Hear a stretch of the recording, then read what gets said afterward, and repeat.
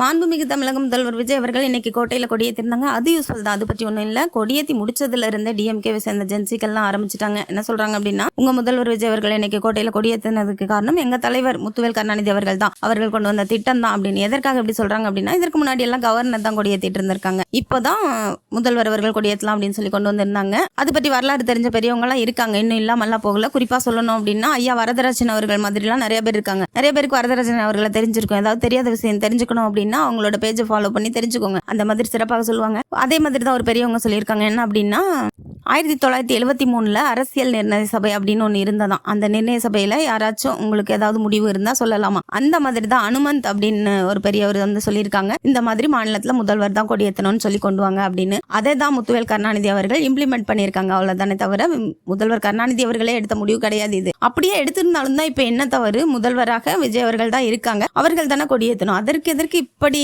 கதறீங்க அப்படின்னு சொல்லி மக்கள்லாம் கேட்கறாங்க. மேலும் தகவல்கள் எதுவும் தெரிஞ்சுக்கணும்னா எப்பவுமே நம்ம சேனலோட இணைந்திருங்கள். தேங்க்ஸ் ஃபார் வாட்சிங்.